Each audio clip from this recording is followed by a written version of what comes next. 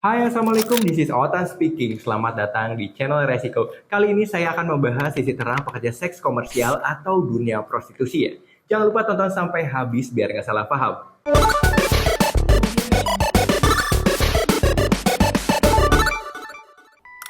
Teman-teman, sebelum kita membahas secara spesifik ke para pekerja lendirnya, saya mau bahas dulu secara lebih luas tapi singkat saja.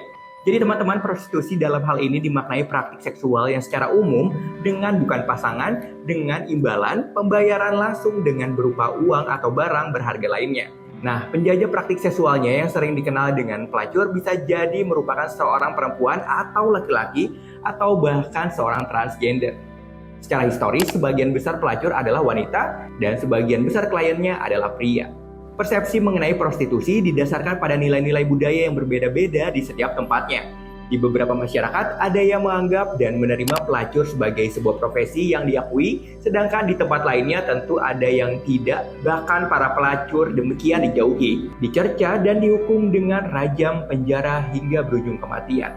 Teman-teman, dalam paparan hasil studi yang dilakukan oleh Ehsan dan rekan-rekannya dari Faculty of Law University Kebangsaan Malaysia atau UKM, disebutkan bahwa prostitusi mulai tumbuh sejak 4.000 tahun lalu di peradaban Mesir dan kemudian muncul di peradaban-peradaban kuno lainnya, seperti peradaban Asyura, Babilonia, dan Liberia.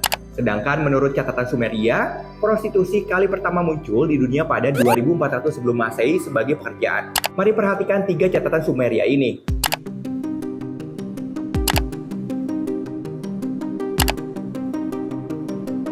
Meski memang terlihat tidak penting karena kita tidak tahu maknanya, tapi catatan-catatan tersebut menyimpan referensi pertama di dunia tentang pelacur sebagai sebuah profesi, teman-teman.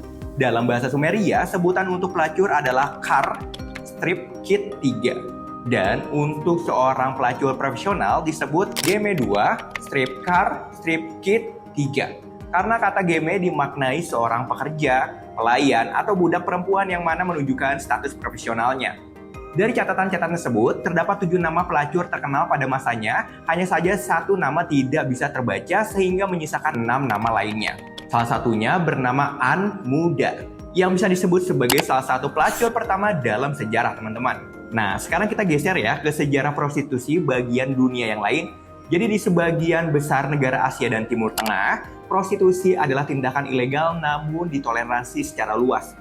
Di antara negara-negara yang mayoritas muslim nih, Turki salah satu yang telah melegalkan prostitusi dan menerapkan sistem pemeriksaan kesehatan bagi para pekerja seksnya. Sedangkan di Asia Tenggara, Thailand adalah pusat migrasi utama perempuan yang terlibat dalam industri seks. Peta ini menunjukkan bahwa Thailand tidak hanya merupakan negara pengirim pekerja seks dalam jumlah besar ke Jepang, Taiwan, negara-negara lain di Asia dan Australia, namun juga menerima sejumlah besar pekerja seks dari negara-negara tetangga. Selama tahun 1980-an, sikap terhadap prostitusi berubah secara radikal melalui 2 perkembangan besar. Apa aja itu? Salah satunya adalah penyebaran penyakit AIDS yang meningkatkan kekhawatiran tentu saja terhadap masalah kesehatan masyarakat yang disebabkan oleh prostitusi, khususnya di Afrika. Salah satu faktor cepatnya penyebaran AIDS adalah industri prostitusi yang melayani buruh migran. Nah, mari kita bahas soal pelendiran di Indonesia, teman-teman. Hampir semua kota-kota besar di Indonesia memiliki sejarah panjang tentang lokalisasi dan atau prostitusi. Kita perlu menengok ke masa-masa kolonial Belanda untuk melihat akar sejarah prostitusi di Indonesia. Kala itu di Indonesia, teman-teman, tidak ada yang namanya wanita tunasusila, pelacur, pekerja seks komersial, ataupun wanita penghibur. Menariknya di masa kolonial Belanda, wanita penjajah seks disebut wanita publik. Hanya saja wanita publik ini tak terbatas wanita pribumi saja, tapi juga ada wanita Eropa, Jepang, dan Cina. Operasi prostitusi wanita publik ini seperti di rumah-rumah bordil, pusat kota, losmen, dan toko-toko kecil gitu. Lebih lanjut, pada masa sebelum penjajahan bangsa Eropa, diperkirakan sudah berlangsung pembelian budak seks dan hubungan seksual yang berlandaskan hubungan tidak lazim.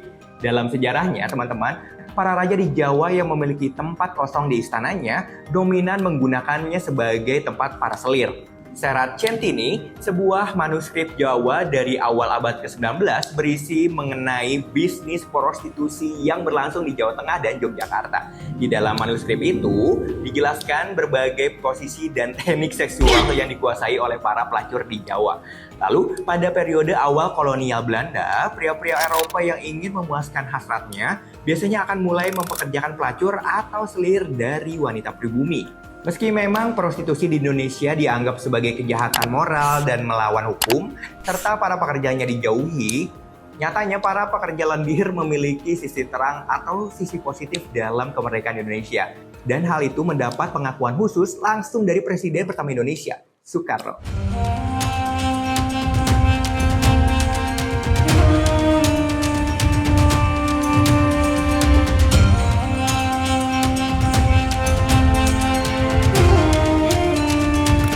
Jadi teman-teman, yang dimaksud adalah, jadi pengguna jasa PSK kebanyakan adalah polisi kolonial nih. Nah, dari mereka nih si PSK menggali informasi. Tugas para PSK menjadi sumber informasi mengenai musuh tak dapat digantikan oleh pihak manapun kala itu. Selain itu, para PSK juga ikut menyumbangkan uang dari keringatnya untuk kepentingan revolusi. Para PSK bahkan membuat tempat persembunyian yang paling nyaman bagi para pejuang. Hunian mereka juga dijadikan tempat penyelundupan senjata. Sejarah mencatat, para wanita PSK ini menjadi informan penting secara intelijen. Informasinya sangat-sangat mahal dalam proses perjuangan kemerdekaan Indonesia. Teman-teman, sekian dulu konten kali ini. Coba kalian tulis di kolom komentar sisi terang PSK apalagi yang kalian ketahui. Sampai jumpa.